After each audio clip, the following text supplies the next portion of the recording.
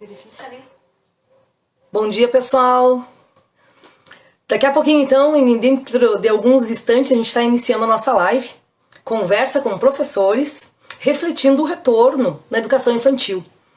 E quem está chegando, pode ir dando o seu oi, legal ter vocês aqui, para a gente ter uma conversa bem fluida, uma conversa bem aberta sobre aquilo que a gente está percebendo das organizações para os retornos das escolas de educação infantil. Durante a nossa conversa, as pessoas que quiserem se manifestar, contar de suas realidades, dizer de como estão vivendo esse momento de retornar para as escolas, pode fazer isso enviando um direct para o @coxilha. Um direct para o @coxilhafeipake, ou então fazer a solicitação da participação ao vivo e você vai entrar na nossa live e conversar com a gente. E essa conversa vai ser muito gostosa com a participação de todos, tá? Fazia já um tempo que a gente não entrava em live, então a gente já tinha esquecido um pouquinho de como funciona com o Insta, né? Então, a gente tá fazendo o possível para transmitir de uma forma bem legal para vocês, tá? Tô vendo aí que já tá entrando o pessoal do Feipake, o pessoal de Cruz Alta. Grande abraço, o pessoal que vem chegando aí. Cleusa, tudo bom? Vem chegando. E logo então nós vamos começar a conversar. O nosso objetivo hoje é pensar o seguinte. Bom, nós não vamos fazer um retorno pós-pandemia porque nós ainda não vivemos a situação pós-pandemia. Nós estamos no momento ainda de pandemia e vamos fazer esse retorno ainda que em pandemia. Então, vamos pensar assim, como é que estamos nos organizando nas escolas? Como é que está o uso e as organizações de EPIs para essas escolas? Como é que os professores, os profissionais da educação em geral, e quando eu falo professores, eu estou aí considerando todos os auxiliares, todos os funcionários, enfim, que estão dentro das escolas fazendo a educação acontecer. Como é que esse pessoal está se sentindo para iniciar esse retorno, esse atendimento? E também gostaríamos de convidar as mães. Quem tem seus filhos retornando para as escolas, como é que está sentindo isso? O que é uma escola segura para uma mãe, para um pai que vai levar seu filho na escola? E as nossas conversas então vão começar por aí. Vamos começar a chamar o pessoal então para conversar? Vamos ver aqui. Eu esqueci. É que eu não tô no meu telefone, daí é diferente. Sandra, atenção, chegando a Sandra aí para dar um suporte. Sandra, não é que eu chamo o povo aqui para conversar? Aqui, a Vera. Entrar ao vivo. Daí ela tem que aceitar. Agora, Vera, você precisa aceitar pra gente começar a nossa conversa. Bom dia! Minha colega nova. Bom dia, Vera, tudo bem? Bom dia, tudo bem? E vocês, meninas? Tudo jóia! Claro, a gente podia estar num momento mais tranquilo, né, Vera? Bem Mas mais. oportunizar esse Bastante. espaço aqui pra gente pensar junto é bem importante. E Correto. aí, como é que tu tá nesse momento? Olha, eu tô bem apreensiva, né? Assim como acho que todas nós, educadoras, é um momento bem, vou dizer, triste. Triste porque a educação infantil, principalmente para quem está na educação infantil, a educação infantil acontece na sala de aula, né? É bem mais difícil tu trabalhar com os pequeninos pelas redes sociais. Agora a gente já criamos o grupo das profs com a família e a gente recebe deles, assim, algumas mensagenzinhas, mas o que que eles mais dizem? Prof, eu tô louco para ir na escola, tô com saudade dos coleguinhas, né? Isso deixa também, enquanto educadora, você mais apreensiva ainda, mas soubemos, né, como ontem eu estava conversando com uma das mães, que hoje nós temos que, a prioridade é a vida, a saúde, e nós vamos ter que ir nos comunicando dessa forma. A gente sabe que não é 100% como tu tá em sala de aula com eles, mas vamos ter que ir aperfeiçoando daqui a pouco, cada momento, se vamos voltar no modelo híbrido, que eu acredito que isso vai acontecer, né? Terá que ser dessa forma nesse primeiro momento, não sei quando que vai ser liberado. Então, nós, enquanto educadores, vamos estar, nesse momento, enquanto estamos fazendo essa fala, esse contato com a família e com as crianças pelas redes sociais, cada vez mais a gente vai ter que estar passando, repassando essas informações para que quando aconteça esse retorno híbrido, eles estejam, como se diz, afiadinhos, sabendo tudo de cor, o que tem que ser feito, o protocolo que nós vamos ter que seguir, porque não tem outra forma, né, de a gente voltar, a não ser seguindo o protocolo. Vera, eu preciso te fazer uma pergunta. Como é que tu Pode. tá vendo esse retorno, tá, com protocolos? E como é que você relaciona protocolo e estabelecimento de vínculo afetivo com as crianças? Como é que você está pensando nesse retorno de uma educação infantil que pressupõe o toque, o cuidado, né, o colo, o afago? Como é que tá sendo isso para ti, assim? Como é que tu tá? Eu não sei com que faixa etária tu trabalha, tu pode contar pra gente Sim, e dizer um pouquinho disso. eu trabalho com maternal, né? 2 maternais, eu vou estar trabalhando esse ano. E isso é uma coisa que eu volto a te dizer, me deixa mais apreensiva ainda, porque, como eu disse, a educação infantil se dá pela interação com a criança. E como você, prof, vai chegar e a criança vai. É automático, né? Automático o abraço, como você disse, o toque. Eu penso assim, ó, que vai ser bem doloso, tanto para a criança quanto para nós, professor. Nós temos que seguir esse protocolo, se é que a gente vai conseguir seguir. Eu tenho essa dúvida É, também.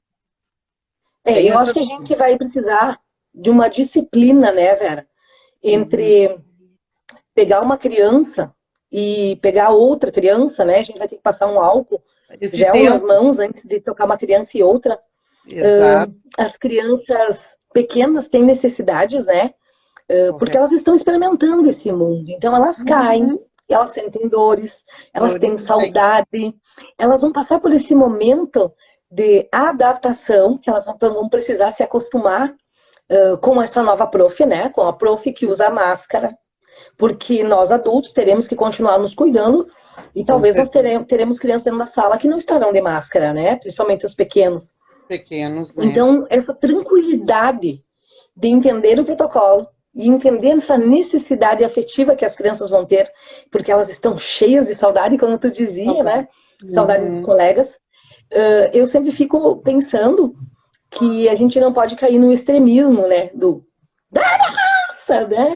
De não dar sustos nas crianças, Podemos porque eu acho enlouquecer. que no primeiro momento isso pode acontecer. Pode mesmo. Então, isso é uma das preocupações e uma que me deixa eu, né, bastante apreensiva. Como vai ser esse retorno? Vamos conseguir É, realmente seguir o protocolo? Vai dar o tempo, como você disse, a criança cai. Você pode estar com uma criança numa situação, a outra cair, aí você vai largar aquele. Espera, eu tenho que largar, tenho que correr, tenho que pegar o álcool, tenho que passar para mim poder atender aquela criança. Né? Então, isso é uma olha só, preocupação. Vera, disso que tu tá trazendo e dessa tua angústia de se vamos seguir os protocolos ou não, chegou aqui para conversar com a gente a Graciela Salgado, que é da Professoras de Infância, né?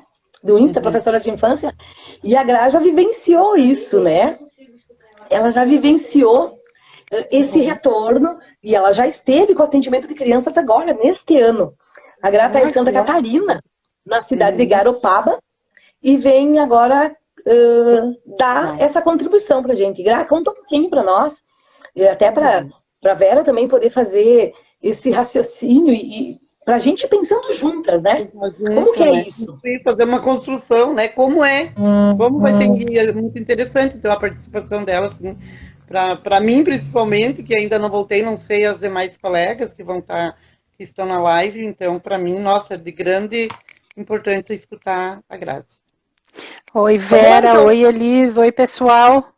Que delícia poder estar aí com o nosso FEPEI, com o nosso fórum, que delícia, que maravilha, que saudade desse fórum que nos é tão caro, que é um espaço de luta, mas também de reflexão e de contínua formação. Então, Vera, eu estava pensando de onde que tu é mesmo, que eu acho que eu não prestei atenção logo que tu começou tua fala. Eu sou de Juí, Rio Grande do Sul. Tu é daí de Juí. Tá. Então, gurias, de dezembro de 2020, viemos cá para Garopaba, um espaço lindo, uma cidade paradisíaca, né? Muito lindo. Fui muito bem acolhida aqui, até inclusive a minha vizinha, Bruna Egeli, está aí. A Bruna é presidente do Conselho Municipal de Educação aqui de Garopaba, acho que está por aqui ainda, na nossa live, na nossa roda de conversa. E, então,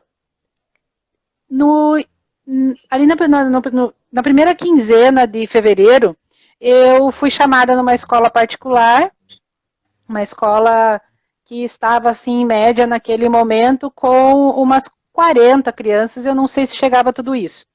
Na minha turma, era uma pré-escola 2, com crianças entre 4 e 5 anos, e 7 crianças presenciais. 8 crianças presenciais e uma criança no remoto. E eu vou dizer uma coisa assim para vocês, é claro, mas aqui eu já quero fazer uma ressalva desde o início, por quê?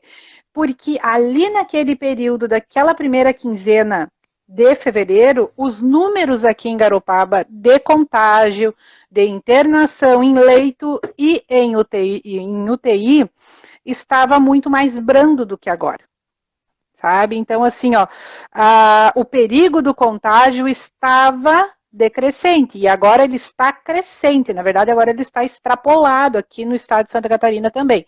E aqui em Garopaba não tem hospitais, né? O que tem aqui é uma UPA, essa UPA não tem leito de UTI, né? Então as escolas todas estão no modelo presencial, com aqueles pais que optaram pelo remoto, podendo fazer essa opção.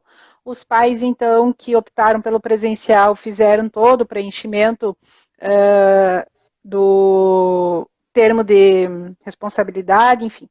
E aí, nesse período, então, que eu estava presencial com essas crianças na escola particular, eu quero dizer para vocês assim, ó, que de um modo geral foi muito tranquilo. Foram aproximadamente 20 dias de trabalho naquela escola, com aquele grupo etário, e eu vou dizer para vocês que as crianças seguem as medidas muito mais, com muito maior responsabilidade do que os adultos. Porque elas tiram a máscara só na hora do lanche e colocam de volta, sabe? Salvo aquele que tu tem que toda hora ali retomar, lembrar, fulano, tapa o narizinho, e ele vai lá e puxa a máscara no nariz e segue a sua brincadeira. Vera, uma coisa assim, até que eu anotei aqui quando tu dizia, né, de seguir os protocolos. Aqui mora uma complexidade na educação infantil. Como seguir protocolos de distanciamento entre eles e entre nós e eles? Porque, por exemplo, era uma turma de pré-escola, crianças de 4 e 5. Mas quando eu menos esperava, que eu sentava para observar uma brincadeira, pá, vinha um e sentava no meu colo. Eles vêm porque isso é da natureza da nossa relação, da nossa docência com as crianças pequenas, né? Então, é impossível. Esse manter distanciamento na educação infantil, eu quero dizer que não tem.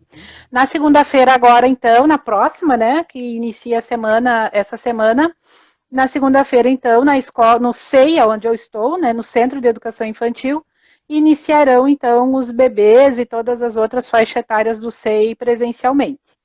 E aí eu vou ter uma turma com 7, entre bebês e crianças bem pequenas, porque eles estão ali, é uma turma numa faixa de transição. Eu tenho um bebê que completou 1 aninho ontem, e até bebês de 1 ano e 10 meses. E aí, quem sabe, numa futura conversa, eu consiga já relatar como é que vai ser essa experiência. Para dizer que nós temos na escola os EPIs, né? Avental, luva para as trocas de fralda, o face shield, e aí vamos ver, né? Porque a prof que usa óculos com a máscara de pano já sua, o óculos embaça tudo. Vamos ver como é que vai ser ainda com mais o face na frente, né? Mas é isso aí, temos mais inscritos, Elis? Olha só, pensar esse retorno, ainda que num momento que a gente está com aumento de casos, né? E se sentir protegida e, ao mesmo tempo, preservar aquilo que é da criança. E aí, às vezes, a gente fica se perguntando entre distanciamentos, entre interações e atividades, que é o nosso centro da Base Nacional Comum Curricular, que tem a criança no centro dos fazeres.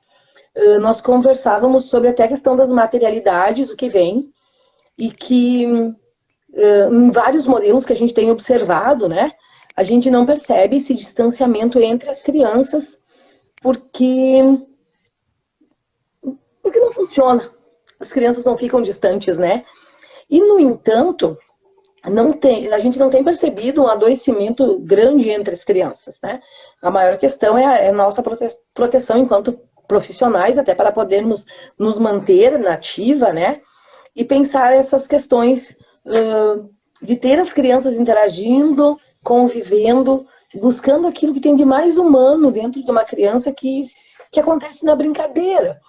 De não retornarmos, vamos dizer assim, dar um passo atrás, tudo bem, mas simplesmente regredir em tudo que já se fez em termos de educação infantil quanto às interações e não quanto atividades na folhinha, que tem um objetivo em si só, aquela coisa mais parada, aquela coisa que não traz para a criança a reflexão do aprendizado das diversas formas, que está longe de ser um campo de experiência. Então, trazer isso vai ser uma necessidade pertinente das escolas.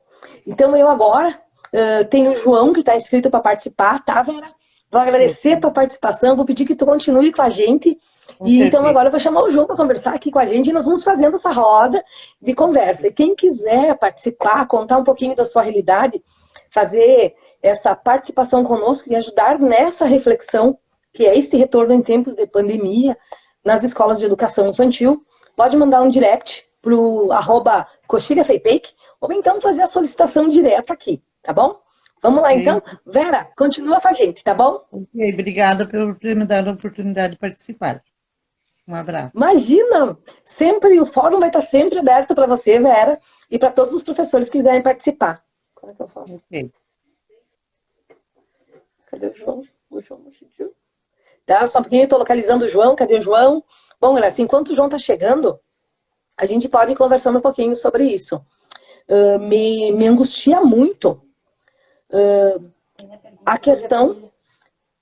só porque tem uma pergunta aí. Peraí que a Sandra vai nos passar a pergunta. Passa aí, Sandra, a pergunta. Ah, olha só, eu tô vendo aqui que a... Gra, tem uma pergunta para ti, tá? Tá. Como vocês em Garopaba têm conduzido esse trabalho com as famílias, esse contato com as famílias? E tá chegando para conversar com a gente aí a Daisy. Vamos lá, vamos ver. Bom, então, quando eu cheguei lá no SEI, já com uns 10 dias de início, de retorno oficial, a equipe, a diretora e a coordenadora já tinham feito o contato inicial com as famílias. Então, a entrevista, que aqui chamam anamnese, não fui eu quem fiz, mas me apropriei dos documentos já e tudo. E aí, logo que eu cheguei, a coordenadora já foi me dizendo, Gra, você pode ir tendo contato com as famílias, daí aquela questão toda do grupo, né, da creche 01, que é a turma que eu tenho aqui. E aí, assim, fui estabelecendo um diálogo, aos poucos, eles foram me respondendo, fiz toda aquela questão do vídeo, me apresentando, solicitando que a família também pudesse fazer um videozinho curto, me contando um pouquinho sobre a criança, e aí a gente foi se aproximando. Não é aquela coisa de ter retorno todos os dias, mas eu estou bem satisfeita porque nesse período remoto que nós estávamos, eu obtive retorno de uma proposta que eu enviei para ir conhecendo o modo da criança brincar, e aqui reside, né, também essa questão toda de mando, não mando, o que mando, como é que eu conheço esse bebê, né, como é que eu conheço essa família, como é que eu vou respeitando esses ritmos, e como é que eu vou me respeitando também, porque não é só mandar atividade para preencher uma folha, um protocolo, alguma coisa que seja para mensurar depois. E aí, então, para essa pergunta, sim, nós estamos tendo contato com as famílias, e as famílias também, né, lá na realidade onde eu estou, querem muito o retorno, porque a gente sabe da necessidade da escola, mas também tem o receio. também tem aquela coisa de que ainda hoje, agorinha de manhã, eu recebi a mensagem de uma mãe que ainda não tinha me respondido, e aí ela disse assim, ai, desculpa a demora em responder, mas eu até tinha optado pelo retorno presencial, né, para a menininha lá, não vou dizer o nome, mas eu tenho medo, eu tenho receio, né? E aí, qual é o nosso papel? É tranquilizar, não é também escandalizar as pessoas, né? Porque de escândalo a gente já está vendo, né? E algo assim que eu escutei essa semana é de que as mortes no Brasil estão sendo naturalizadas. Eu já estou acostumando o meu ouvido a ouvir todos os dias nos noticiários que tiveram 300 mortes, de que tiveram 250 mortes, e a gente não pode naturalizar isso, mas também, em contrapartida, nós não podemos ser vetores de escândalo também, de assombro para as famílias, e esse é um papel muito delicado, porque não é esconder a realidade, mas também é nos colocar numa posição de educador e nesse momento dialogar e dizer assim, olha, eu entendo a tua preocupação, ao passo que eu sei que a escola é necessária, eu também compreendo do receio e do medo, e escola e família vai ter que achar junto uma forma de estar seguros dentro da escola. E aí entra muitas outras coisas, né? Aqui está chegando algumas questões também quanto aos cuidados, né, relativos a essa pandemia. Eu acho que a gente fala de mortes, Gra, e agora bem-vindo, João, para a nossa conversa. João... A gente tem escutado sobre mortes e mortes e mortes. A gente tem notícias de amigos que já perderam familiares, mas eu acho que a gente só sente de verdade quando chega na família da gente e nos queridos da gente. Então, eu tenho um pouco de receio, e eu dizia isso para os profs da nossa escola. A gente, graças a Deus, está pensando em voltar, está organizando um retorno com o nosso quadro completo. Nós não perdemos ninguém para a pandemia. Mas a gente já sabe que tem escolas que perderam, a gente já teve... Tem escolas que perderam. Que já perderam, e que quando retornarem, não vão retornar com seu quadro completo. Então, sim, isto é uma angústia, que não só da Daniele, mas de muita gente, de meu, por exemplo. E eu acho que é da Daniele também, que eu quero falar aqui, até eu parei aqui um comentário dela, né, de que ela concorda que as crianças rapidamente se apropriam dos modos de higiene, a preocupação é para o lado de fora da escola, o compromisso das famílias. E, Daniela, eu quero te dizer assim, ó, que nós precisamos fazer esse exercício de espelho. Não é só o compromisso das famílias do portão para fora da escola, é o nosso compromisso também. É o compromisso do meu colega docente, do meu colega estagiário, do meu colega que é funcionário, da equipe gestora, por onde nós andamos depois do horário da escola, no final de semana, né? Não é só as famílias, é nós também, né? E é um ponto delicadíssimo de falar, eu sei que é, porque a gente pode incorrer em várias interpretações, mas eu concordo muito com a fala do Paulo e do médico que eles fizeram a live no início dessa semana, o Daniel Becker. Esse aí. Daniel Becker. E eu concordo muito de que nós, professores, muitas vezes relaxamos, porque o vírus é invisível, gente. Nós estamos conversando, nós estamos planejando, nós estamos organizando a escola e todas estão bem. Ninguém está com falta de ar, ninguém está com sintoma gripal, todo mundo está com a temperatura dentro da medida do protocolo. Então, ok, né? Daqui a pouco eu tiro minha máscara para beber água e já deixo ela um pouquinho mais para baixo. Daqui a pouco a gente faz um café e aí toma, e eu circulo perto delas para encher a minha xícara de café, para pegar um pão, um biscoito. E nesses momentos do relaxamento é que muitas vezes pode acontecer de eu estar assintomática, não saber e os contágios acontecerem. Então, é uma via de mão dupla, né? Família tem que saber do seu compromisso pro lado de fora do portão da escola, mas nós também. João, como é que tu tá vendo essa questão desse retorno durante este tempo de pandemia? Eu lembro que no início das lives, no ano passado, a gente já projetava um retorno da educação infantil, do atendimento às crianças, no período pós-pandemia, porque naquele tempo nós imaginávamos que estávamos passando pelo pior momento e que voltaríamos pós-pandemia. Só que a A gente nem realidade neste imaginava que o momento é que pior nós momento estamos ia ser agora, né? voltando ainda em pandemia, né? Sim. É difícil, né, dizer. Na minha realidade, a minha escola não parou, né? A minha escola é nova, ela abriu agora em outubro. Eu trabalho no setor particular e a gente manteve o sistema de colônia de férias agora até metade de fevereiro. E agora, quando ia entrar março, a gente ia entrar no ano letivo e daí entrou o decreto e para tudo. Mas bem assim, pensar num retorno de pensar num retorno para as escolas municipais, estaduais e públicas, na minha experiência ali no setor particular, não teve grandes empecilhos. Como a Graça já falou, as crianças adotaram muito bem o uso de máscaras, de EPIs, o álcool gel, de tirar a máscara somente na hora de comer e estar brincando tanto dentro quanto fora da escola de máscara, da cobrança do professor de ter algumas crianças que precisam estar sempre naquela cobrança. Vamos, tem que colocar a máscara.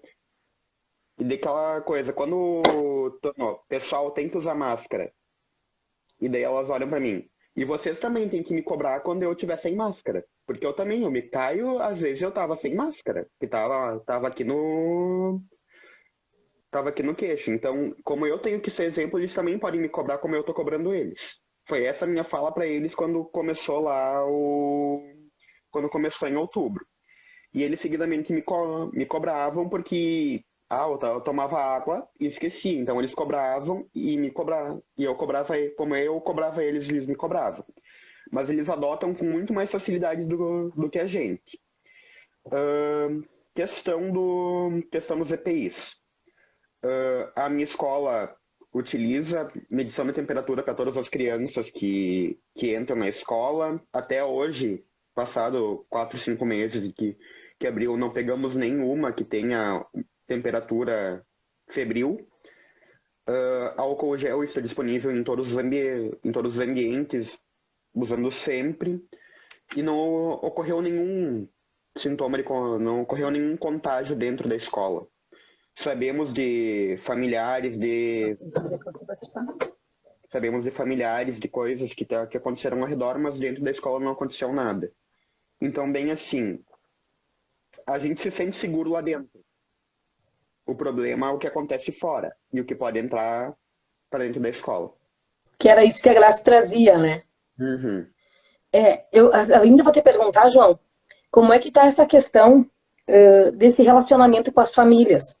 Nós recebemos aqui uma questão pelo WhatsApp questionando isso, né? Que algumas escolas não estão esclarecendo para as famílias quais são os cuidados, como será a metodologia de trabalho nesse período de pandemia, que tem famílias preocupadas só com quem cuida, que a escola cuide, mas que tem famílias muito preocupadas com a organização da dinâmica do trabalho, por exemplo, do cotidiano da escola. Nós temos algumas escolas que vão atender em turno parcial, né? Uhum. Meio turno, mas a gente sabe que algumas escolas particulares têm o turno integral e atendem essas crianças no dia todo. Então, como é que está acontecendo lá na tua realidade, João, essa questão com a família? E eu quero deixar um convite para a Ju, de Goiás, para ela contar um pouquinho como é que está a realidade lá em cima, né? Que nós estamos aqui embaixo no mapa, né? Para ela nos contar como é que está em Goiás. Fala aí, João. Sim, lá até a parada a gente atendia em turno integral. Nós tínhamos em torno de 5 crianças em turno integral que ficavam desde de manhã até ali às 6 da tarde. Mas bem assim, o relacionamento com a família, a gente sempre esclarecia que crianças a partir de 3 anos tinha que levar máscara, tinha que estar de máscara. A criança entrava sozinha dentro da escola, passava álcool gel. E o relacionamento com a família era sempre nos comunicando via agenda, WhatsApp ou pelo WhatsApp da escola. Tá, as crianças eram entregues aonde, João? Na entrada da escola? Então essas Sim, famílias não vão ter sala. Não, elas não entram dentro da escola. É uma das orientações do plano de contingência. Os pais Tá, não e como é entram isso nesse... para as crianças menores? Eu não sei quais são as faixas etárias que vocês atendem, mas para Uhum. as crianças menores, como é essa relação? Não, ali no início, na fase da adaptação, elas davam uma chorada, acontece ainda, acontecia, né, antes da parada.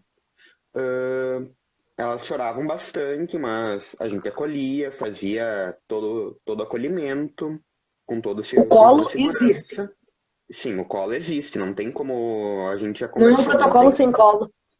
não tem como trabalhar com crianças pequenas sem fazer isso. Fazíamos o acolhimento, mas os pais não têm como entrar dentro da escola. Isso faz parte do plano de contingência enviado pelo Estado. Eu acho, pessoal, Gra e João, e quem está nos escutando, eu não imagino, e às vezes eu me pergunto, que crianças serão essas, que adultos se tornarão as crianças que cresceram em tempos de pandemia, Que nasceram em tempo de protocolo não pandemia, tem né? colo. Hã? Que nasceram em tempo de pandemia, estão nascendo em tempo de pandemia.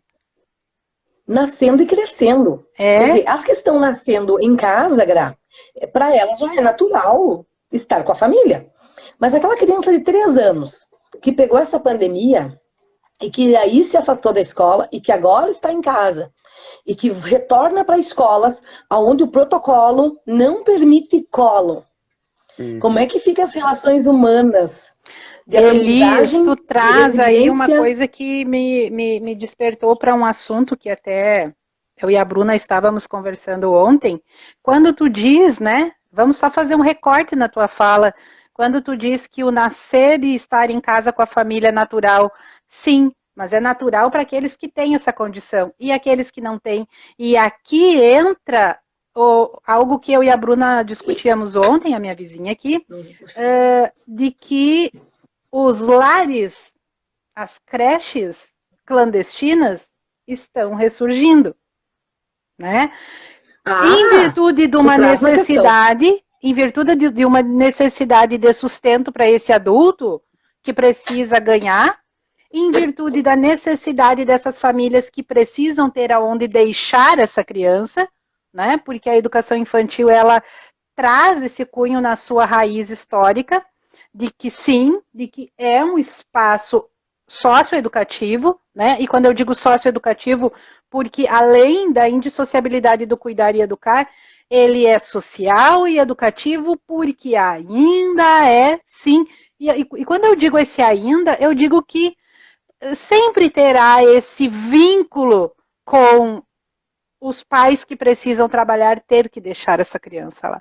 Isso é algo constituído na nossa sociedade. Essa criança precisa de ter adultos que cuidem ela, que eduquem ela, e a escola de educação infantil ela é para isso.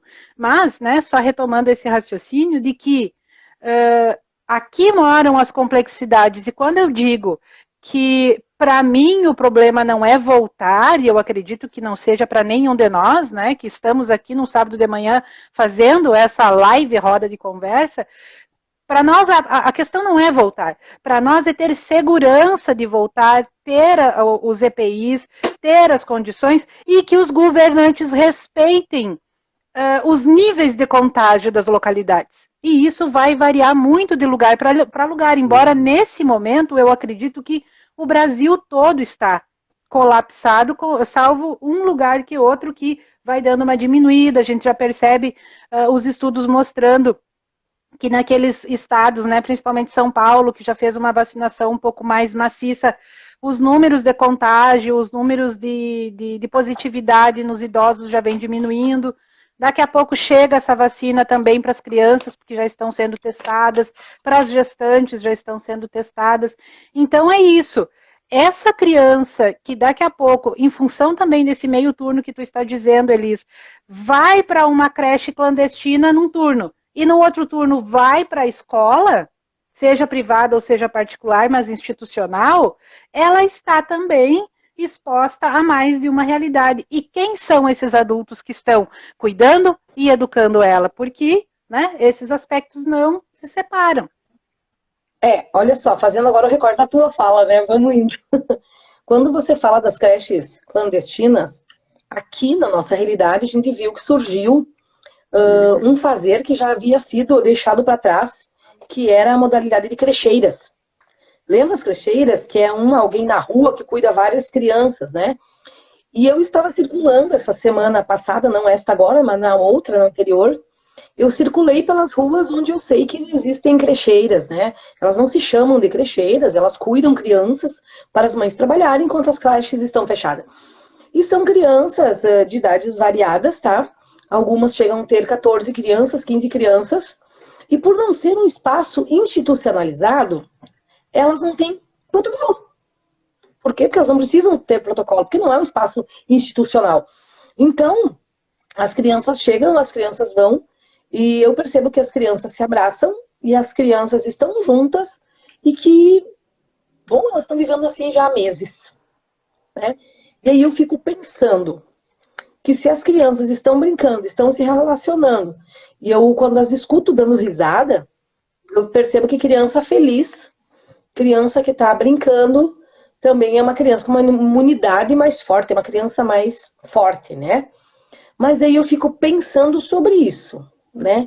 Que espaço não institucionalizado é esse que começa a se estender deste fazer de cuidar com educar, vamos dizer assim, Empírico. entre aspas, né? Não é pensado, não é refletido. Senso comum, né? Aquilo que eu aprendi, eu aprendi, eu vou educar. Como eu eduquei os meus filhos, eu vou educar essa criança que está ali sob a minha tutela naquele período. Isso, e eu vou vendo o quê? Que dessa experiência que as crianças estão se abraçando lá, eu estava pensando aqui na pergunta da Vera, que diz, né, como é que as crianças não vão se abraçar? E aí eu fico me perguntando, e é uma pergunta, e a saúde não respondeu completamente essa pergunta ainda, né? Não é adequado incentivar as crianças a se abraçar, não é adequado neste momento de pandemia. O adequado é que elas mantenham, sim, um certo distanciamento dentro daquilo que é possível. No entanto, às vezes um abraço de um colega, ele é tão necessário, ele é tão fundamentalmente necessário, que pode acontecer. E talvez essa criança não se contamine, né? A gente não tem como afirmar nem que sim, nem que não. A questão toda é que nós estamos lá, nesses espaços institucionalizados, para seguir protocolo e para cuidar. Então, eu me pergunto muito sobre isso. E quando um abraço surgir espontaneamente, eu não sei. Eu não retornei ainda ao atendimento presencial, tá? Estou dizendo de mim, Elis. Que eu não sei se eu vou conseguir coibir esse abraço. E eu fico pensando que eu não posso ser a louca exagerada, dizer, não, abraça! Né? Mas também não dizer, vamos todo mundo se abraçar. Não é isso, entende? Às vezes é um abraço só entre duas crianças e não de uma turma inteira. Então acho que o bom senso de entender, de fazer a leitura sensível daquele momento. Abraçou?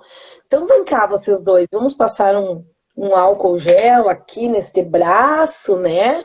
Vamos nos lavar, não vamos colocar a mão no olho e na boca, vamos ajeitar a máscara. Quer dizer, essa condução responsável e ao mesmo tempo afetiva vai ser muito importante na condução. Vai ser o momento do professor falar olho no olho com as crianças e não ficar gritando o recado. Falando, né? Não gritar esses recados. Chamar a criança e falar olho no olho. Talvez seja o resgate de um vínculo em que em alguns lugares é forte e em outros lugares está meio esquecido. Então talvez seja uma oportunidade de resgatar algumas coisas. Sei que vocês pensam, mas... Vai ser uma afetividade mais subjetiva. Não é algo comum do povo brasileiro, eu acho. Essa afetividade mais somente pelo olhar, não pelo toque. Eu acho que é mais comum nos povos orientais, que são um pouquinho mais fechados, que eles se comunicam mais pelo olhar, mais pelas palavras. Que eu acho que eles tiveram mais facilidade na adoção dos EPIs. Então, acho que vai ser de nós nos adaptarmos a uma realidade e adaptarmos a nossa cultura também a essa realidade. Agora, eu fiquei pensando aqui, João, falando, eu fiquei pensando, né? Quais são as formas que eu tenho dentro de uma instituição de educação infantil, vamos pensar salas referências, né? nos espaços de pátio, nos espaços abertos, quais são as formas que eu tenho de demonstrar carinho para alguém? Quais são as possibilidades que uma professora e o seu grupo tem de demonstrarem que gostam, que é legal estar em sua companhia, que não seja somente pelo abraço? Que outros jeitos eu tenho? Que outras possibilidades, né? Então, eu fico me perguntando e tentando explorar isso para que seja de uma forma segura e organizada. Não sei se vocês pensaram a respeito. E o pessoal que está aí João, participando da live, quem mais aí quer participar? João, Sandra, se querem pôr a nossa colega lá de Goiás na tela, eu posso sair para ela entrar. Tá, então, obrigada. Ela disse que ela não se sente à vontade nesse momento para aparecer, tá? Então a gente deixa bem livre. Não tem problema nenhum. O importante é a gente estar aqui conversando e trocando essas ideias, tá? Tem uma pergunta para o João que diz assim, da Vera. E como foi essa tua experiência, João? Houve esse momento de abraços e como você se posicionou? Não, houveram esses momentos de abraço. A minha turma é basicamente um pré-2, crianças de 4 e 5 anos também. E eles aprenderam a se gostar na convivência em si. Aprenderam a se gostar. E bem assim, houveram momentos de abraço e aquela coisa. A gente respira e não pira. E vamos passar o álcool gel. Explica para eles, ó. Sei que vocês estão curtindo o momento, curtindo a brincadeira, mas vamos passar o álcool gel, levantar a máscara, vamos... Eles brincam juntos, mas as brincadeiras a gente tem tentado sempre fazer no ambiente de fora, que é o ar livre. E quando estamos dentro da sala, dentro da escola, um sentado num lugarzinho, o outro mais afastado, daí brincadeiras mais jogos, mais com os brinquedos sempre higienizados. Então, bem assim, eu não coibi o abraço, mas sempre com o método de higienização. Olha só, o pessoal aqui estava comentando dessa avaliação rápida que o professor precisa fazer desses momentos que vai viver com as crianças, né? E aí eu fico me perguntando como está a organização psicológica das crianças para se relacionar com tudo que esse retorno em termos de pandemia tem, né? Tem uma ansiedade de ver os colegas, tem uma ansiedade de chegar pertinho da prof, tem uma necessidade de um carinho, de um afago, de um achego, tem um medo, né? Tem as dúvidas das famílias, temos os usos dos EPIs na escola, as nossas possibilidades de nos mantermos protegidas e ainda assim nos mantermos afetivos com as crianças. Então, essa rede de possibilidades me faz pensar muito sobre isso. Porque eu supor sobre o que pensa uma criança é uma coisa, eu saber o que de fato uma criança está me demonstrando é outra. E aí eu fico pensando que às vezes a gente vai precisar de um auxílio, né? Da psicologia também mais pertinho da gente na escola e nesses espaços, né? Mas acho que o importante é a gente poder pensar que esse retorno é possível, que a gente precisa se libertar desse discurso de queixa e olhar sim para as possibilidades, para a grande riqueza que esse momento também nos permite, né? A gente tem algumas coisas que são limitadas nesse momento, mas a gente tem outras questões que começam a ser ampliadas também. Então, o que é que a gente, como professores, vai trazer para esse momento, né? Qual é o investimento em mais momentos dentro da sala, mais momentos fechados ou mais momentos abertos? Elise, João, deixa eu compartilhar uma coisa assim que é bem do cotidiano mesmo, assim, do nosso dia a dia, da normalidade que sei lá para onde é que ela foi parar, né? Se é que alguma vez existiu alguma normalidade. Porque o tempo não é linear, a vida não é linear, nada é. Mas olha só, estando lá na escola particular que eu contei para vocês antes, com as crianças um pouco maiores, né, de 4 e 5 anos, e em contato com pessoas que eu não conhecia, pessoas que eu nunca tinha visto, porque diferente nós estarmos aqui em tela, mesmo que estivéssemos de máscara, eu conheço o João, eu conheço a Elise, sei como é o rosto de vocês, como é que é o sorriso, como é que é a expressão, como é que é a fisionomia de vocês, porque nós já tivemos outros momentos presenciais, né, em contato. E chegando num espaço diferente, e agora no SEI também, na escola do município, com outro grupo de pessoas que eu nunca tinha visto na vida, nossa, vocês não têm ideia, ou vocês têm ideia, porque com certeza, né, o João está vivenciando isso também, mas não sei se ele conhece as pessoas com quem ele está trabalhando, já conhecia antes, é a surpresa do desvelamento do restante do rosto.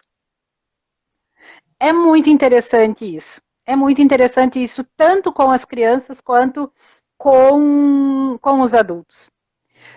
Duas colegas, tanto lá da escola particular quanto da escola pública agora, no momento em que eu tirei a máscara para beber uma água, ou para a gente dizer assim, rapidamente, deixa eu olhar o teu rosto, duas pessoas me disseram, nossa, tu tem uma cara de braba de máscara, mas sem máscara não é tanto. Eu não sei se com a cara de braba quiseram dizer assim, tu é muito feia de máscara, isso aí a máscara é mais ou menos feia. Não, mas tô brincando. Mas é isso, é você perceber como é o sorriso da pessoa, é você perceber qual é o traço da boca, dos dentes, aquilo que completa o rosto de uma pessoa. E aí volta naquilo que a Eli estava dizendo. Essas crianças de 2, de 3 anos que vão ir para a escola agora e vão encontrar com aqueles colegas que elas já viveram antes, mas aquelas crianças que de repente vai ser a primeira vez que vão estar na escola e vão se conhecer. Vão se conhecer daqui para cima. E quando se enxergar daqui para baixo, vai ser um outro conhecer. Porque é diferente. É muito impressionante o quanto a gente faz uma leitura daquela face. E quando aquela máscara sai e revela a outra metade, é uma outra leitura de face, é uma outra leitura de expressão e de fisionomia. Eu só queria compartilhar isso com vocês, porque eu ainda não escutei outras pessoas falando isso. E eu tenho me impressionado muito com essa questão, sabe? De como que você revela de uma forma segura para as crianças também nesse retorno o rosto dos seus colegas, para que eles se conheçam numa inteireza de fisionomia. Eu acho que uma das possibilidades, das estratégias, né, que muitas escolas estão adotando, e eu acho que é necessária nesse momento, é aquela... Valeu, João, continue com a gente. É aquela estratégia de fazer o vídeo, né, que a prof começa de máscara, retira a máscara e se apresenta. E assim também as crianças, eu vejo que isso tem crescido muito enquanto estratégia de revelar o rosto. Claro que a gente tem famílias com celulares que fazem vídeos bons, e nós temos famílias que neste momento não têm, ou que têm um celular, mas que não tem internet sempre, que precisam do Wi-Fi de um vizinho, mas que buscam estratégias para poder participar dessas ações escolares. Eu acho que essa é uma coisa. Agora, outra questão agora aqui que eu estava lendo aqui, tem uma pergunta para a gente aqui na tela, que é a Cleusa Moraes que nos traz. De como vocês entendem a questão de não compartilhar brinquedos com os coleguinhas? Não estaríamos tornando as crianças individualistas e egocêntricas? Eu vou dizer para vocês que essa questão é muito delicada e ela merece sim ser olhada com muito cuidado. Por quê? Porque os bebês partilham brinquedos de uma forma muito mais instintiva do que as crianças maiores. As crianças com 2 anos e pouco, 2 anos e meio, 3 anos, essas crianças já começam a se organizar no sentido de limpar seu brinquedo para passar para um colega. Eu estava esse dia observando uma criança em casa, e essa criança estava brincando, e a irmã pediu o brinquedo. E ele olhou, foi lá, buscou borrifador de álcool 70, borrifou e entregou para a irmã. E eu fiquei pensando que essas ações as crianças vão estar internalizando com mais naturalidade ao trazer. Então, como é que vai funcionar esse empréstimo? Quais são as nossas alternativas para pensar isso sem tornar as crianças egocêntricas? Como tu vê isso, Grace? Então, enquanto tu falava, eu também estava pensando sobre isso, porque era com crianças maiores, como eu já falei. Então, com essas crianças maiores, ao trocar de brinquedo, eles higienizavam a mão com álcool. Contudo, aquele brinquedo, necessariamente, ele não era higienizado automaticamente, no mesmo momento, somente a mão. Sabe? Somente a mão. E no final da tarde, a pessoa responsável pela higienização da sala fazia esse processo de borrifar, de fazer a higienização desse material que ia ser utilizado no outro dia. Nós tínhamos um pouco mais de cuidado lá, orientado pela coordenação da escola em relação aos livros, de que aquele livro que tenha passado de mão em mão, de que a prof tenha feito a contação, ele fosse para uma caixinha da quarentena, né? Ele ficaria ali uns 3, 4 dias, ou o restante da semana, para que depois ele voltasse para o espaço da biblioteca, né? Então você ia armazenando aqueles livros ali. Mas, enfim, né? E isso é muito complexo, porque no dia a dia, com os grupos, mesmo que sejam grupos de 50% em relação à capacidade de cada sala, que isso a gente vai ter uma diversidade de espaço muito amplo, muito grande, é bastante complexo, viu? Porque essa questão de a todo momento passar álcool numa boneca, a todo momento, porque nem sempre a criança estabelece uma brincadeira duradoura. Às vezes ela vai ali, ela explora e ela larga, né? E muitas vezes já tem outra aguardando para aquilo ali. Mas nesse movimento todo, são questões que o dia a dia vai nos mostrando. Maneiras, formas, porque em relação ao egocentrismo, de não emprestar e as crianças ficarem mais egocêntricas, enfim, eu acredito que não, sabe? Com a breve experiência com os maiores, e ainda vou ter, né, com os pequenos, que ainda não tive, não posso falar, eu acredito que não vai haver esse egocentrismo, porque as crianças, elas têm uma forma muito organizada de viver as suas brincadeiras, de se organizarem nas suas brincadeiras, então, elas sabem disso, e tudo também, né, Liz, vai passar pela forma como se organiza esse espaço, qual é a quantidade desses materiais que você vai disponibilizar, porque eu também não posso, num agrupamento de 7, disponibilizar 1 ou 2 bonecas só, porque senão vai haver a disputa, né, então tudo vai depender do alcance desses brinquedos, onde é que eles estão, esses materiais, para que as crianças possam se organizar nessa brincadeira. Olha só, tu traz uma questão agora que passa pela organização e pela intencionalidade do professor na educação infantil. Por quê? Porque o espaço da sala de referência, ele passa a ser planejado e organizado com materiais em quantidade suficiente, com espaços brincantes em que as crianças possam se distribuir, né, vamos dizer assim, brincar em vários espaços, e que elas consigam brincar nesses espaços formando contextos e dando corpo a essas brincadeiras, né? Então, o professor ter materiais em quantidade, organizados para serem brincados no decorrer da semana, que possam ser higienizados, no caso dos materiais de largo alcance, como as madeiras, como os toquinhos, que eles possam ser borrifados com álcool 70, e deixados separados por 1 ou 2 dias. Então, como é que a gente vai fazer? Esses procedimentos vão passar muito mais pelos adultos do que pelas crianças. E tu traz uma questão que é importante a gente lembrar. As crianças são muito generosas, sobretudo conosco, os adultos, né? E as crianças, elas são... elas se socializam e socializam os brinquedos. Então, até os 3 anos e pouco, a gente sabe que é uma fase um pouco mais egocêntrica e que precisa fazer essas organizações de mediação junto com as crianças. Quem vai brincar agora? Né? Você pode emprestar? Como a gente empresta um brinquedo agora? Ah, é uma boneca? Então a gente pode limpar, né? É a possibilidade desse momento, ou não vamos mais brincar disso e vamos fazer outra coisa. Então, assim, o olhar sensível do adulto para compreender aquele momento. Para que toda ação da criança não se torne uma ação de maldade, mas uma ação da brincadeira que perpassou aquilo. Então a gente precisa ter isso. E agora eu estava aqui pensando e lendo o comentário da Daisy Tatiana da Silva Dalen. Enquanto mãe, tenho também angústias. Em casa, converso com meu filho sobre os protocolos, orientações do uso de álcool, lavagens das mãos. Com relação ao abraço, conversamos também sobre outros jeitos. E pelo que eu conheço ali dessa família, acredito que perpasse muito a brincadeira, um jeito mais engraçado de se cumprimentar e estar junto. Eu acho isso uma coisa muito gostosa que possa acontecer. Então, que as famílias possam realizar esse tipo de brincadeira com muito mais ênfase, né?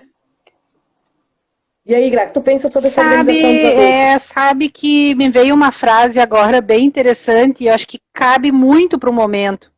O momento, ele é muito conturbado. Nós não precisamos retomar esse conceito porque todo mundo sabe da complexidade. Mas eu me lembro muito da frase da Maria Carmen Barbosa, porém não é exatamente dela, porque ela parafraseia o Loris Malaguzzi, que é a nossa docência, o professor de educação infantil, ele tem que seguir as crianças e não os planos, né?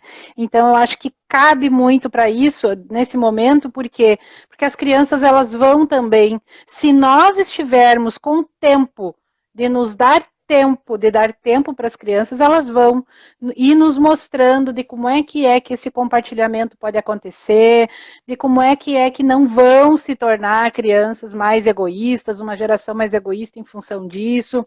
E a Elis traz também, né, essa questão aí da intencionalidade dos espaços, e eu penso que esse ainda é uma fragilidade muito grande na compreensão da BNCC, do que é organizar espaço, do que é selecionar materialidades, de como é que eu organizo, como é que esses protocolos municipais estão sendo pensados para manter distanciamento, onde eu faço quadrados no chão e encho de classe, cadeirinha, carteira para manter o distanciamento, sabe? Então, hoje eu compartilho de uma sala na qual vai ser a minha turma a creche 01 de manhã e à tarde para a escola, né? Então, a minha colega é muito tranquila, muito curiosa de tudo, então nós fomos estabelecendo uma parceria entre ela e a Prof 2 dela, porque ela tem inclusão, então ela tem uma prof que acompanha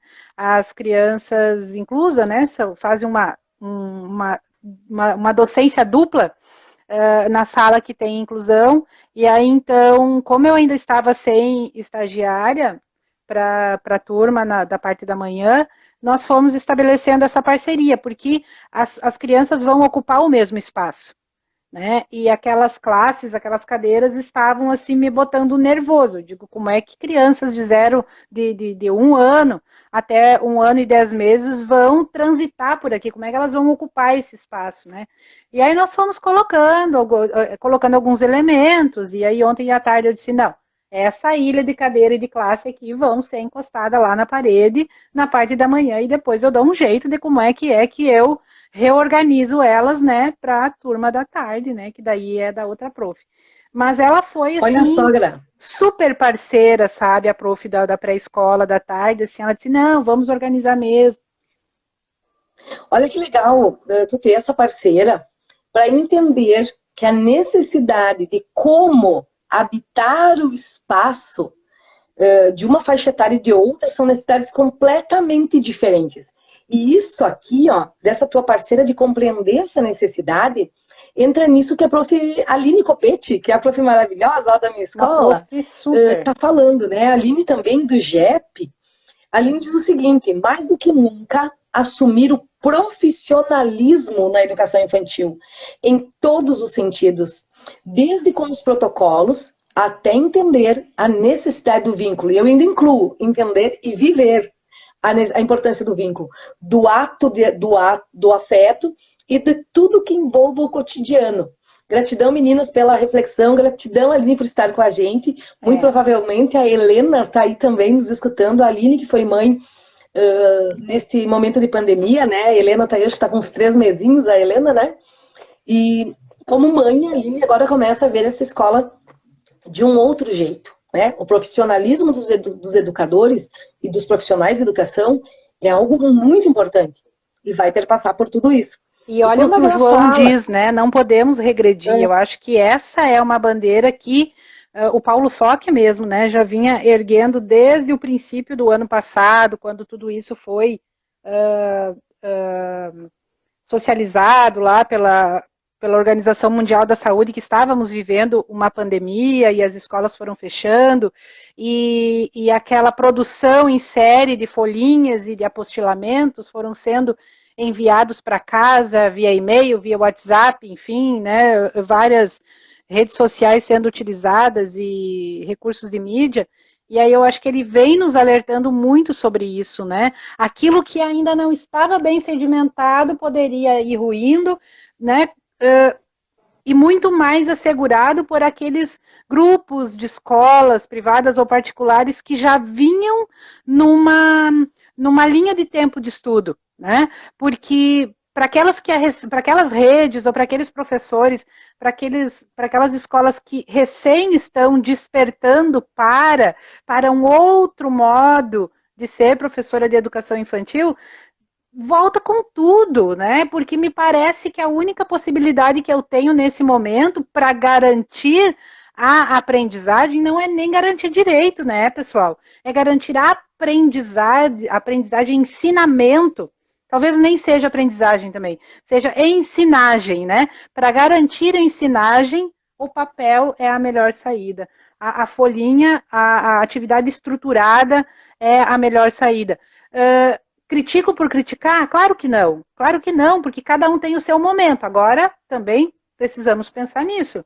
Esse momento vai durar o tempo todo, e a Elis, né, disse uma frase muito interessante na dissertação, porque foi uma das prof participantes, a prof Aline também, Copete, que está aí, não vi outras, eu acho, que foram participantes da minha dissertação, mas a Aline e a Elis foram, e a Elis disse, se até os relógios não param, como é que nós vamos parar? Garanto que nem lembra dessa frase, mas essa frase está lá, sabe? Se nem os relógios, né, pararam no tempo e evoluíram, né?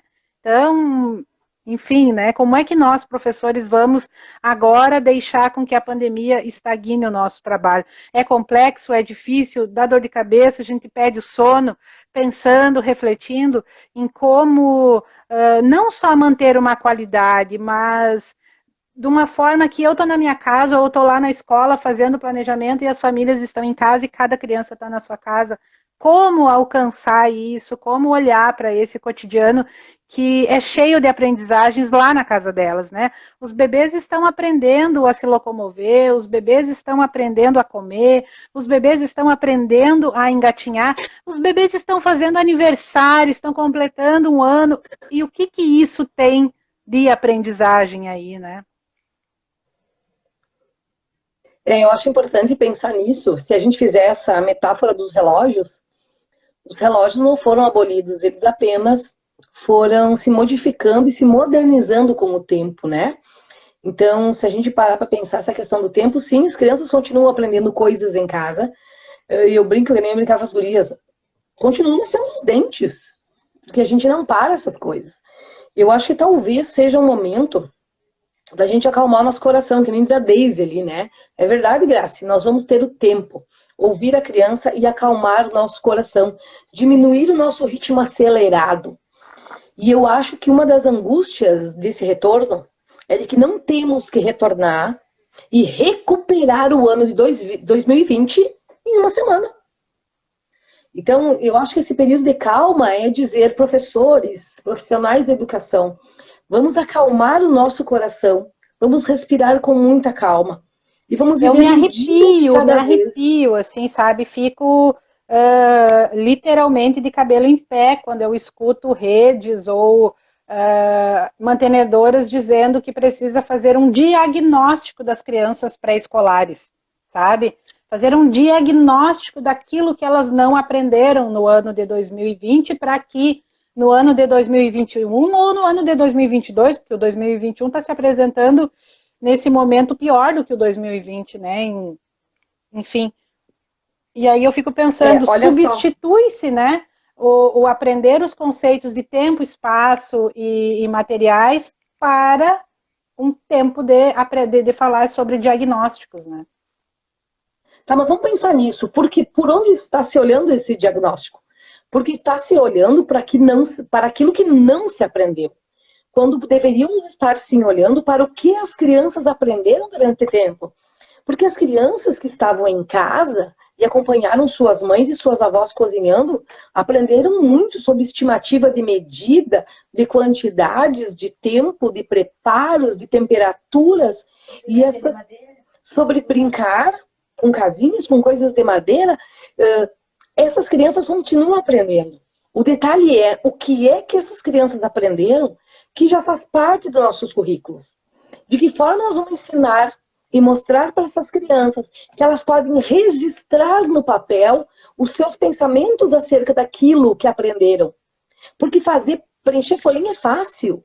O difícil é refletir, organizar o pensamento dentro da cabeça para saber o que é que vem para o papel. Tanto em forma de desenho, e quando me refiro a esse desenho, eu me refiro a esse desenho com contexto, com enredo, com elementos que contam, com riqueza daquilo que a criança viveu. Quando nós estamos pensando no que as crianças não aprenderam. Bom, como é que eu vou saber o que ela não aprendeu se eu não sei sequer o que ela aprendeu?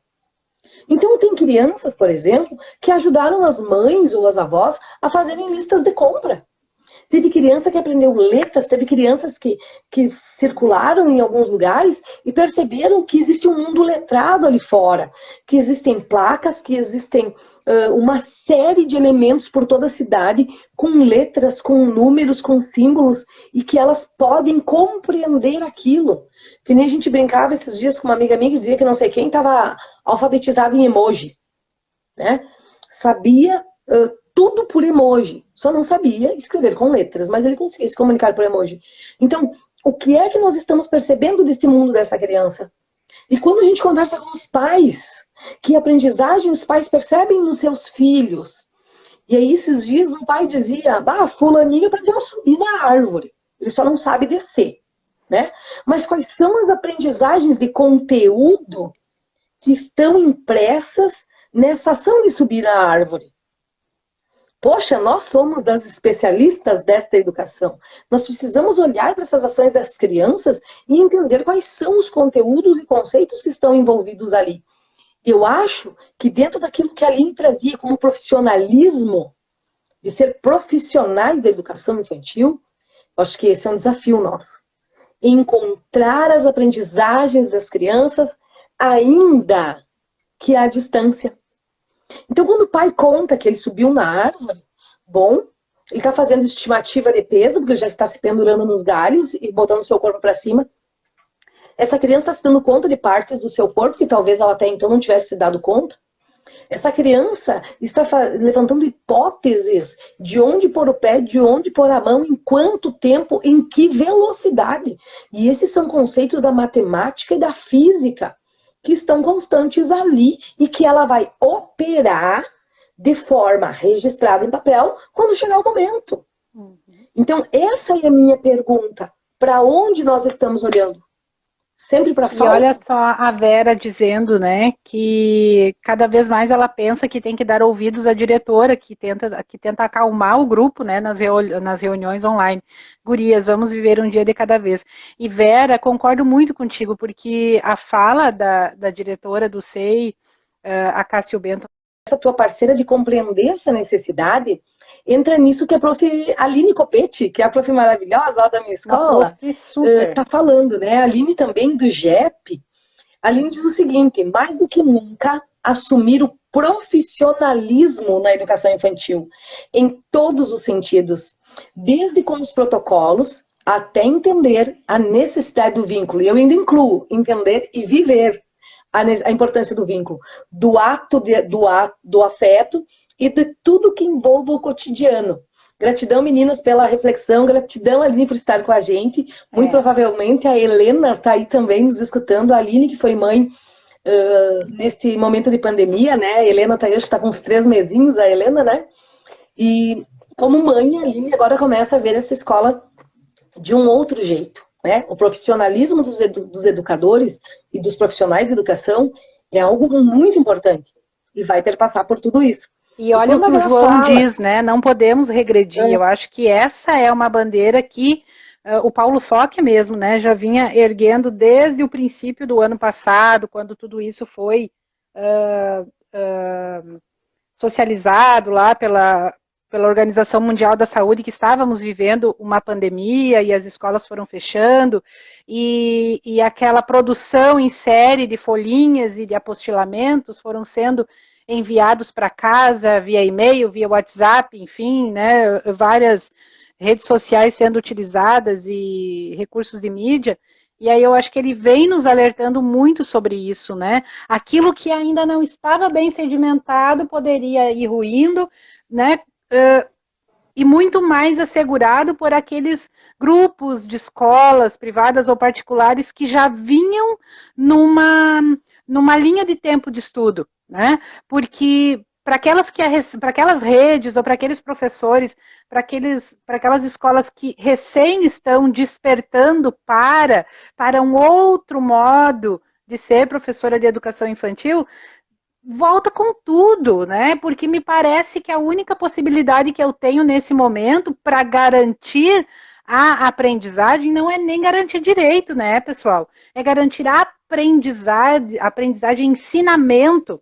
Talvez nem seja aprendizagem também, seja ensinagem, né? Para garantir a ensinagem, o papel é a melhor saída. A folhinha, a atividade estruturada é a melhor saída. Critico por criticar? Claro que não, porque cada um tem o seu momento. Agora, também precisamos pensar nisso. Esse momento vai durar o tempo todo, e a Elis, né, disse uma frase muito interessante na dissertação, porque foi uma das prof participantes, a prof Aline também, Copete, que está aí, não vi outras, eu acho, que foram participantes da minha dissertação, as Aline, a Elis foram, e a Elis disse, se até os relógios não param, como é que nós vamos parar? Garanto que nem lembra dessa frase, mas essa frase está lá, sabe? Se nem os relógios, né, pararam no tempo e evoluíram, né? Então, enfim, né, como é que nós, professores, vamos agora deixar com que a pandemia estagne o nosso trabalho? É complexo, é difícil, dá dor de cabeça, a gente perde o sono, pensando, refletindo em como não só manter uma qualidade, mas de uma forma que eu estou na minha casa ou estou lá na escola fazendo planejamento e as famílias estão em casa e cada criança está na sua casa. Como alcançar isso, como olhar para esse cotidiano que é cheio de aprendizagens lá na casa delas, né? Os bebês estão aprendendo a se locomover, os bebês estão aprendendo a comer, os bebês estão aprendendo a engatinhar, os bebês estão fazendo aniversário, estão completando um ano, e o que isso tem de aprendizagem aí, né? Eu acho importante pensar nisso. Se a gente fizer essa metáfora dos relógios, os relógios não foram abolidos, eles apenas foram se modificando e se modernizando com o tempo, né? Então, se a gente parar para pensar essa questão do tempo, sim, as crianças continuam aprendendo coisas em casa. E eu brinco, que nem eu brincava com as gurias, continuam nascendo os dentes, porque a gente não para essas coisas. Eu acho que talvez seja um momento da gente acalmar nosso coração, que nem diz a Daisy ali, né? É verdade, Grace, nós vamos ter o tempo. Ouvir a criança e acalmar o nosso coração, diminuir o nosso ritmo acelerado. E eu acho que uma das angústias desse retorno é de que não temos que retornar e recuperar o ano de 2020 em uma semana. Então, eu acho que esse período de calma é dizer, professores, profissionais da educação, vamos acalmar o nosso coração, vamos respirar com muita calma. E vamos eu me arrepio, assim, sabe? Fico literalmente de cabelo em pé quando eu escuto redes ou mantenedoras dizendo que precisa fazer um diagnóstico das crianças pré-escolares, sabe? Fazer um diagnóstico daquilo que elas não aprenderam no ano de 2020 para que no ano de 2021 ou no ano de 2022, porque o 2021 está se apresentando nesse momento pior do que o 2020, né? Enfim. E aí eu fico pensando, substitui-se, né? O aprender os conceitos de tempo, espaço e materiais para um tempo de falar sobre diagnósticos, né? Tá, mas vamos pensar nisso, porque por onde está se olhando esse diagnóstico? Porque está se olhando para aquilo que não se aprendeu. Quando deveríamos estar sim olhando para o que as crianças aprenderam durante esse tempo. Porque as crianças que estavam em casa e acompanharam suas mães e suas avós cozinhando, aprenderam muito sobre estimativa de medida, de quantidades, de tempo, de preparos, de temperaturas, e sobre brincar com casinhas, com coisas de madeira. Essas crianças continuam aprendendo. O detalhe é o que é que essas crianças aprenderam que já faz parte dos nossos currículos. De que forma nós vamos ensinar e mostrar para essas crianças que elas podem registrar no papel os seus pensamentos acerca daquilo que aprenderam. Porque preencher folhinha é fácil. O difícil é refletir, organizar o pensamento dentro da cabeça para saber o que é que vem para o papel. Tanto em forma de desenho, e quando me refiro a esse desenho, eu me refiro a esse desenho com contexto, com enredo, com elementos que contam, com riqueza daquilo que a criança viveu. Quando nós estamos pensando no que as crianças não aprenderam. Bom, como é que eu vou saber o que ela não aprendeu se eu não sei sequer o que ela aprendeu?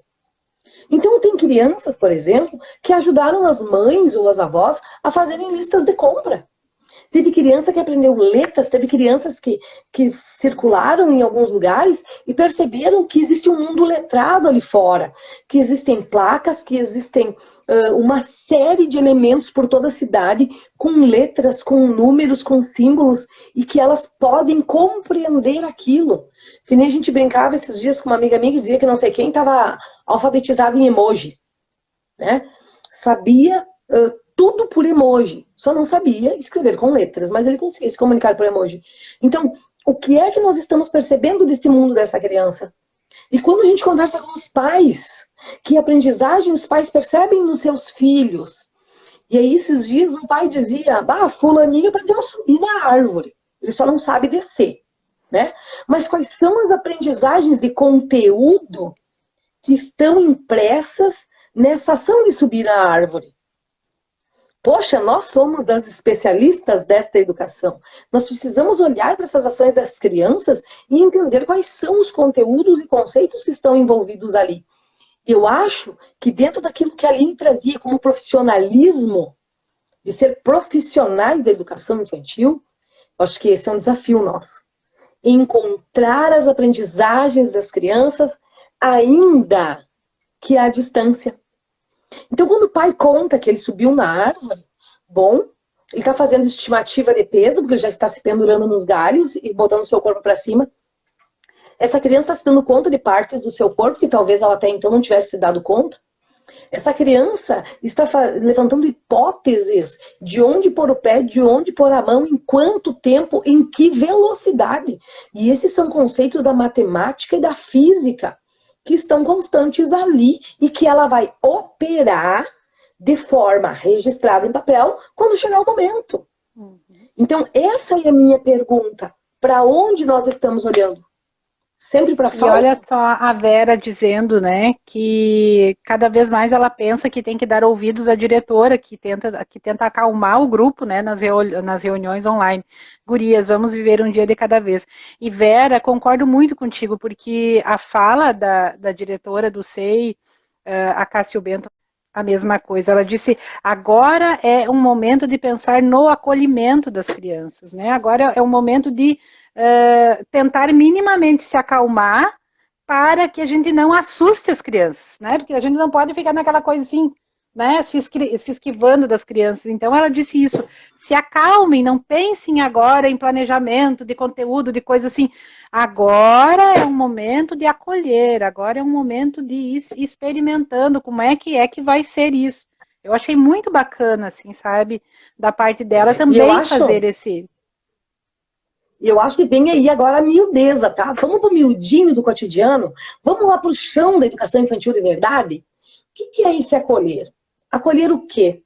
Acolher as dúvidas, acolher as necessidades, acolher os feitos, as vivências, as experimentações que aconteceram nesses tempos? O que significa esse acolher tudo? E aí vem a questão da Ju, que fala sobre esse documentar, esse percurso de suspensão dos atendimentos, né? Mas que as crianças não pararam. Então, quais são os elementos que a família está me dando para que eu possa perceber as aprendizagens das crianças? Aí vem outra questão, Ju.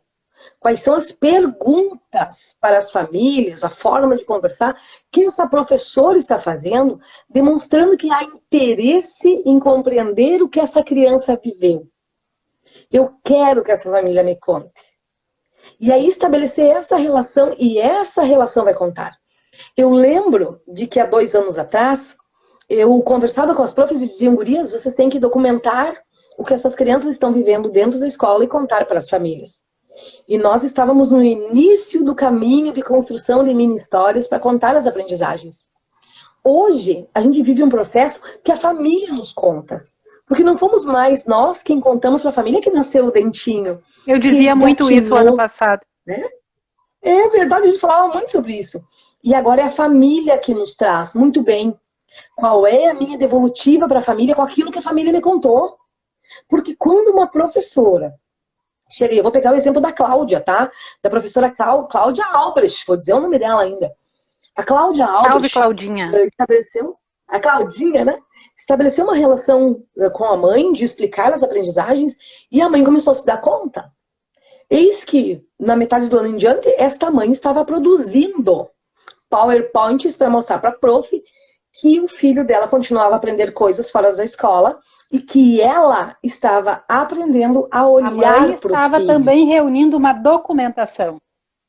Exato. E aí, quando a Cláudia pegou aquela documentação da mãe e transformou aquilo, mostrando... Não a documentação pedagógica, viu, pessoal? Não é isso.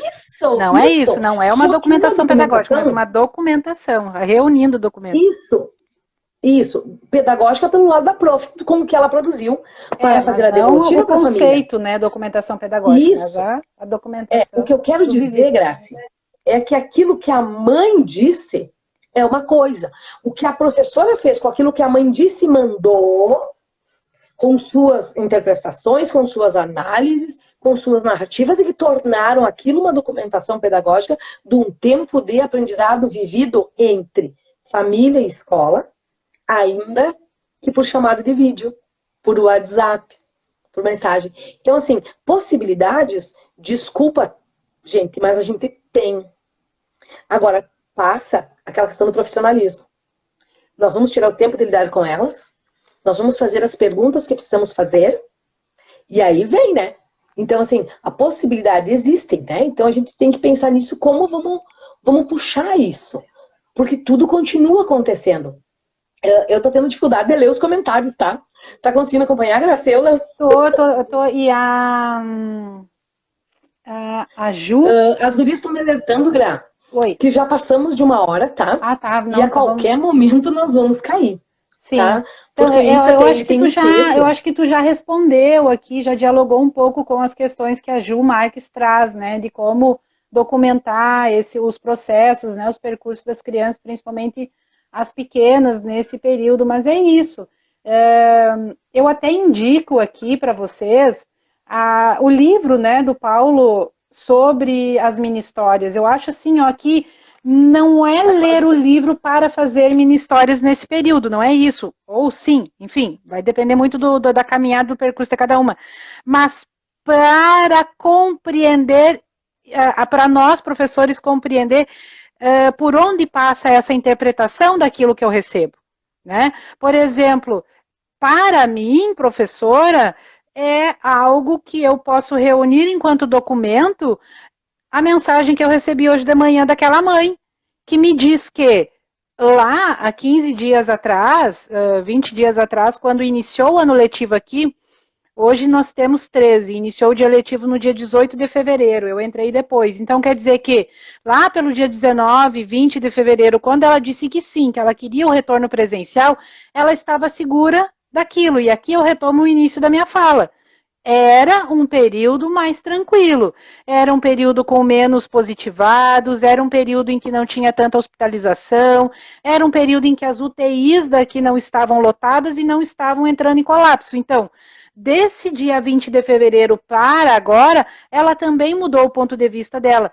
Para mim, isso é um documento, para mim, isso é um analisar o percurso, não só da criança, como da família onde ela está inserida. É pensar que, puxa vida, olha, muitas vezes a gente pensa, os pais só querem a escola porque querem que abra logo. Não. Os pré-julgamentos que a gente faz muitas vezes, né? E eu só estou dizendo isso, Ju, para dizer que esse também são percursos de aprendizagem, porque a criança aprende junto com a sua família nesse período, né, dos balanços, né, que a família vai sofrendo, da preocupação, do mando, eu não mando. Pode falar. Eu acho, Gra, que a gente vive um momento de muitas mudanças. A gente parava para pensar, antes alguém colocou sobre o plano A, B e C, antes em algum comentário, das mudanças de plano, Foi né, a Ju Ju? também. Acho que foi a Ju que mandou. Então, assim, a gente vive um momento em que mudar de opinião, de posicionamento, de ação e de atitude, ele vai ser algo muito frequente, porque a gente vai ter que se mover de acordo com as possibilidades. E nós estamos vivendo mudanças de orientações de um dia para o outro.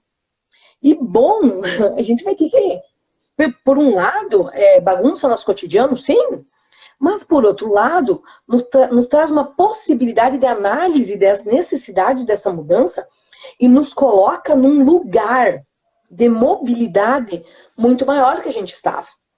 Então, nós não estamos mais na nossa zona de conforto, em que a nossa sala era tudo, nós não estamos mais nisso, tá? E mudar vai ser algo necessário. Aquela fala, porque eu faço isso há 20 anos. Não cabe mais. Síndrome de Gabriela já estava falida há muito tempo, agora muito mais. Concordo, já estava falida. Aí vem a pandemia para dar assim, a gente brinca, né, aquele murro na testa. Te acorda. Há 20 anos cabia, porque há 25 anos atrás não tínhamos Smart TV, smartphone, nós não tínhamos uma geração que nasceu imersa na tecnologia. Hoje em dia, nós temos uma geração que cresce imersa em tecnologia, né? Nós estamos aqui como imigrantes, nós estamos imigrando para essa era, mas essas crianças são nativas. Então, como elas nascem nisso, para elas é muito natural. A pergunta é, eu vou querer ainda fazer como fazia 20 anos atrás? Será que ainda cabe? Pensa, se os relógios mudaram. Senão a gente vai ser só um relógio de parede velha abandonado numa parede. E não é isso que a gente quer. Não é isso que a gente quer. O que eu estou percebendo é que a gente tem muitas coisas para conversar. E eu não sei vocês, mas essas conversas dão uma acalmada no meu coração, assim, de um jeito muito gostoso.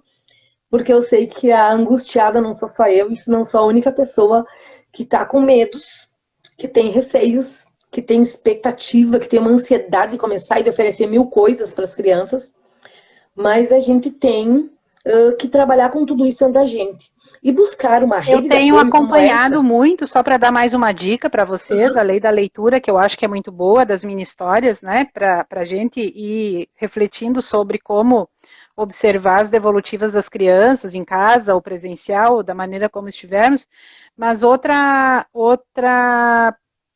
dica para vocês é seguirem, quem ainda não segue, o Ágora Infâncias, da Gilvana. Ela trabalha muito com a fotografia, enfim, mas ela todas as tardes, da terça-feira às 18 horas, ela faz lives espetaculares nesse sentido, assim, espetaculares. Eu achei que ia dizer espetaculosas. Né, nesse sentido, assim, sabe, como diz a Elis, do chão da escola, daquilo que ela está vivendo, daquilo que ela está documentando, como documentar, inclusive, né, Ju, para ti que estava perguntando sobre isso, eu tenho aprendido muito com ela, sabe, com a Gil. Então, eu acho que ela fala de um lugar, assim, muito tranquilo. Ela tem uma tranquilidade muito, muito bacana, assim, sabe? De lidar com as coisas do dia a dia. Então, eu acho que é uma boa dica. Ó, um beijo para Então, vocês. Estou morrendo de antes saudade que o desse povo. Insta... Ah, saudade também. Antes que o Insta nos derrube da live, nós vamos encerrar essa nossa horinha de conversa. Foi muito bom ter vocês aqui. E tenho certeza Participem que lá mais, no... né? Peçam para entrar na no telinha. Ficou só FacePage, eu e a Elisa aqui, né? O João e a Vera foram corajosos aí, mas botem a carinha na tela. Nós precisamos fazer essa eu acho rotatividade, que já que não podemos fazer plenária presencialmente... presencial, tem que ser por aqui. Agora o Insta abriu, né, a possibilidade de ter 3 pessoas online. Então acho que é bem bacana botar a cara ali na tela e conversar. eu acho que a gente tem que tomar posse desses espaços que a gente tem de reflexão. Porque a gente aqui não está dando certeza de nada. Nós estamos conversando sobre as nossas dúvidas. A gente está vendo possibilidades juntos. Nós não mandamos em nada. Mas no cotidiano da escola, vocês não têm colocamos noção em de como prática. está aqui ó, o meu coração para segunda-feira. São 7 bebês. Imagino. São fraudantes. Imagino. Não sei, isso que a Raquel estava dizendo ali, isso que todas as outras vocês estavam colocando, vai colocar na boca, como é que eu vou fazer para higienizar? Fiz uma cama de gato com elementos, deixei lá no centro da sala, no tatame, coloquei algumas bonecas assim de borracha, bebês, com banheirinhas, deixei uma sala previamente organizada, um espaço convidativo, mas não sei. Não sei se é daqueles brinquedos que eles gostam, não sei se eles vão interagir com aquilo ali, lá fora no pátio como é que vai ser, se não vai ter muito choro, eu sou diferente, eles não me conhecem, o meu sotaque aqui é de outro mundo, né? Então tudo é incerteza, né? Tudo é incerteza. Eu só te peço que tu acalme teu coração, que tu viva cada momento de uma vez. Tem uma linguagem que é universal e que o sotaque supera, que é a música. Tu é uma mulher, uma professora muito musical, e eu acho que qualquer som que você possa emitir que não venha com o sotaque vai trazer calma. Você não tem a obrigação de acertar de primeira, não é porque você é mestre em educação que você tem que acertar de primeira com crianças que você não conhece. Ainda não sou, tô quase, Elisa, ainda não sou. Eu sei, mas eu já tô contando com o ovo colocado. O que eu quero te dizer é que você tem que se dar o direito de tentar, o direito de errar. E nós vamos errar. E nós não vamos ir para a forca por isso. A gente vai errar por estar tentando, por estar fazendo. A gente não vai errar porque a gente quer errar. E isso vale para o presencial, para o remoto, para o híbrido, né? Essas tentativas que tu está dizendo, vale para todas as modalidades vivenciadas nesse momento. Então vamos ter um pouco de calma com a gente mesmo. E eu digo isso porque às vezes eu tenho que me repetir isso. E quem me conhece sabe que eu sou bem assim mesmo, né? Então, retornar vai ser um desafio. E nós somos mulheres e homens apaixonados por educação que aceitam desafios. Vai ser um desafio pensado, que vai ir cotidiano. E eu peço que tu documentes esse teu primeiro dia, que tu faça uma escrita sobre aquilo que tu viveu, para que depois a gente possa pensar junto em cima, tá? Eu já estou interessada nisso também. Bora, até ajuda assim, depois conta como foi, né? Vocês sabem, né, Gris? Eu tô cheia das dicas hoje, né? Mas enquanto o Insta não nos derruba, como disse a Elis, vamos dando dicas, porque eu acho que a gente precisa criar essa rede de apoio, né? Como diz a Júlia Oliveira Formosinha, nós aprendemos em companhia. E a G Santos, do Educação Viva, né? Educação Viva, Roda Viva, como é que é a página da G Santos? Ela fez não é bem um portfólio, mas é um livro de memórias, o diário de bordo dela virou uma publicação de todo o percurso dela e das crianças, né, em ensino remoto no ano passado. Então, assim, ó, tem muita coisa legal sendo produzida mesmo nesse período, porque como disse a Elis, é possível, né? E estabelecer essas parcerias, estabelecer esse diálogo é o que nos fortalece. É o que diz assim, ó, peraí, não é só tu que está sofrendo, não é só tu que não sabe como se movimentar nesse lugar. Nesse não lugar, né? Eu quero mandar um beijo para a prof. Jaqueline, que também passou por aí, eu acho que ela ainda está aí, e que também já retornou ao atendimento presencial, agora está suspenso, mas a Jaqueline também já retornou. E o importante é a gente pensar que a gente nunca viveu isso, e documentar este período também é importante, né? Tanto para quem está na sala de aula, quanto para quem está nas coordenações, que vive uma organização de escola por um outro viés, que é de organizar os grupos dos adultos para que organizem-se as crianças. Então, também é uma outra forma da gente trabalhar. O pessoal é o seguinte, essa live vai ficar gravada, vai ser disponibilizada via YouTube, tá? Então, quem quiser voltar a conversar sobre isso, vai ficar à disposição. Lá no @coxilhafeipeic, nós vamos colocar, então, algumas dicas, gato. Pode mandar pelo WhatsApp, para que a Sandra, a nossa maga das mídias, possa disponibilizar lá algumas dicas para as pessoas poderem procurar, tá? E vamos seguindo, logo, logo nós estaremos com outras organizações, o Coxilha FEIPEI, que agora faz parte também do colegiado do FERGEI, do Fórum Estadual de Educação Infantil, do Fórum Gaúcho, né, de Educação Infantil. Então, nós estamos com representação no MIEIB, também, e esse que é uma ano estamos organização completando nacional. 5 anos? 5 anos. 5 Estaremos anos que fundamos o completando MIEIB. 5 anos. Desculpa, que fundamos Também. o FEIPEIC. Fórum Permanente de Educação Infantil Coxilha. E estar presente nas instituições estadual e federal nos dá um respaldo para conhecer aquilo que está acontecendo a nível de estado e a nível de Brasil.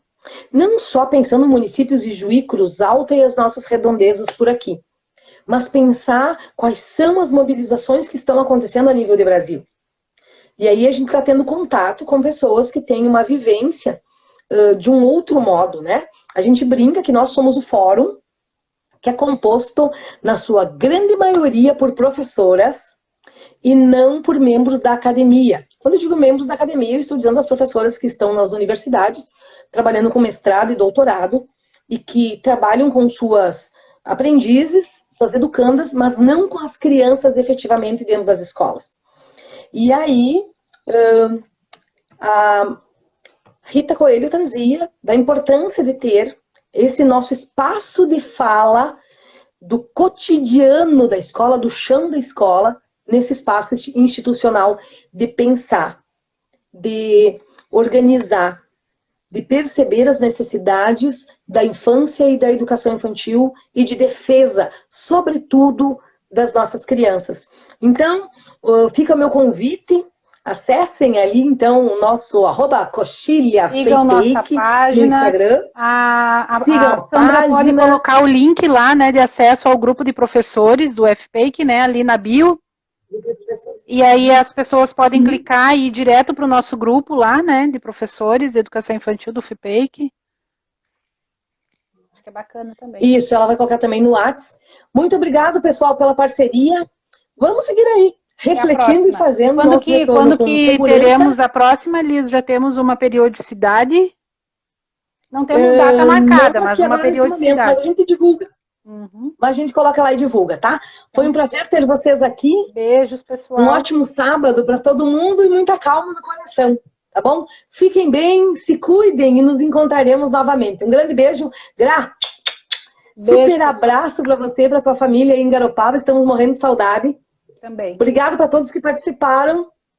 E seguimos firmes, tá bom? Tchau, pessoal. Beijos.